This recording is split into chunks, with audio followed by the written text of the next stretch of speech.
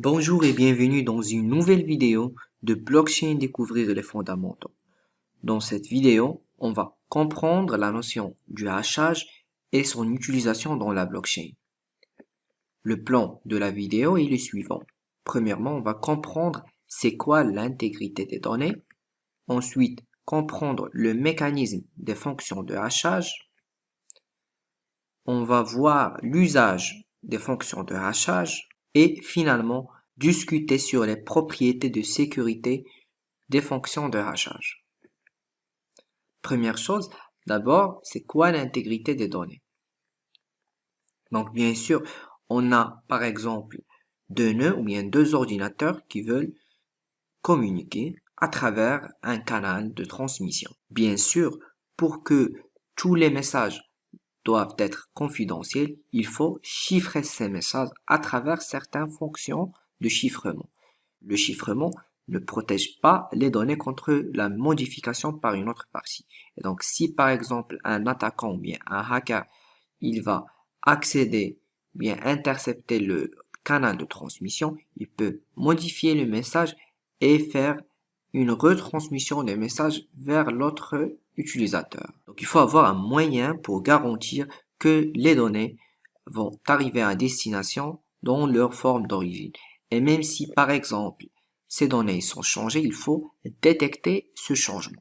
C'est ici que ça intervient les fonctions de hachage. Les fonctions de hachage sont des fonctions mathématiques qui ont pour objectif de vérifier ou bien d'assurer l'intégrité des messages ou bien des données binaires. Ces fonctions de hachage, ce sont des fonctions à sens unique, contrairement aux fonctions de cryptographie ou bien aux fonctions de chiffrement. Dans les mécanismes de chiffrement, on trouve toujours la notion de chiffrement et déchiffrement. Ça veut dire, à partir d'un texte, on peut trouver le message chiffré et depuis le message chiffré, on peut déchiffrer ce message et arriver vers le texte initial. Mais par contre, dans la fonction de hachage, on ne peut pas aller de l'empreinte ou bien du hash vers le texte initial. Et donc, on peut dire que le hachage, c'est une association ou bien un mapping d'une valeur vers une autre à travers une fonction mathématique. Et donc, si par exemple, on a deux valeurs égaux, leur empreinte ou bien leur fonction, leur hash vont être aussi égaux. Mais bien sûr, comme déjà discuté, il n'y a pas de retour. Donc, on ne peut pas aller de l'empreinte vers le texte initial. Maintenant, comment les fonctions de hachage, ils vont vérifier l'intégrité des messages. Donc, premièrement, on va utiliser ces fonctions mathématiques et on va hacher la donnée ou bien l'image ou bien le message et avoir l'empreinte de cette image. Ensuite, on va envoyer l'empreinte avec l'image à l'autre utilisateur pour qu'il vérifie.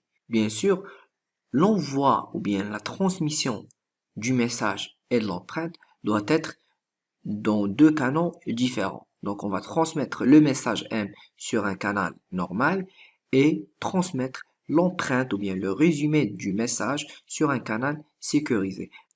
Pourquoi on va diversifier ces canaux de communication? Eh bien, par exemple, si un attaquant il va pirater par exemple le canal normal, il va accéder au message, il va le modifier.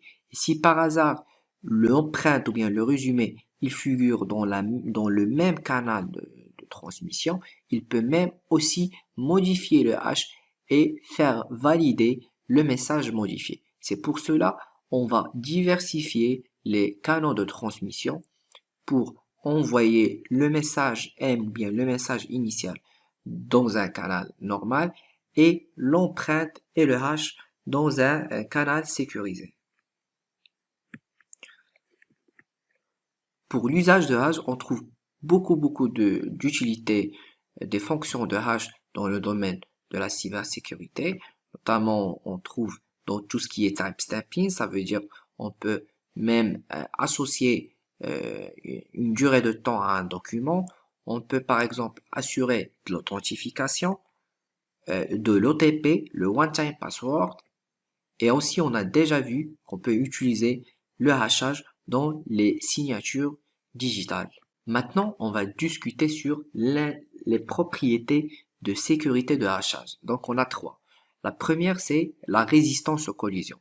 Ça veut dire quoi la résistance aux collisions? Ça veut dire que c'est très difficile de trouver deux messages différents, bien sûr, avec le même hash. Et donc, par exemple, si c'est le cas, on peut dire que notre fonction de hachage, il est vulnérable parce que on peut se mettre dans un cas ou bien dans un scénario d'une authentification d'un compte avec deux mots de passe différents, mais l'authentification, elle est valide parce que ces deux mots de passe, ils ont le même hash. La deuxième chose, c'est la pré-image résistance. Ça veut dire que en accédant à un hash, c'est très difficile de trouver un message M' qui va être le même hash que le hash déjà trouvé.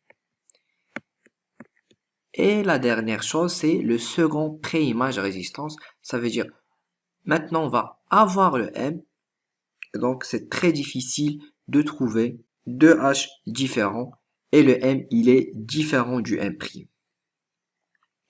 Donc, on va voir un petit peu un exemple du hachage, notamment le hachage MD5.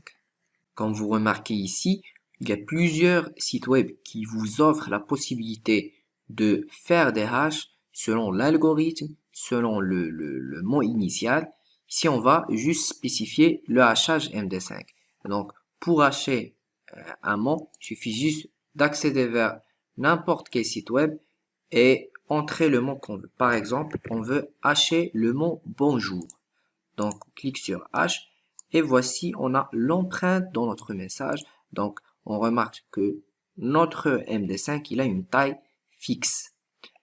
Par exemple, si on veut changer, par exemple, juste la dernière lettre du mot bonjour et on le hache, on remarque que le hash, il a complètement changé et il est différent du hash précédent.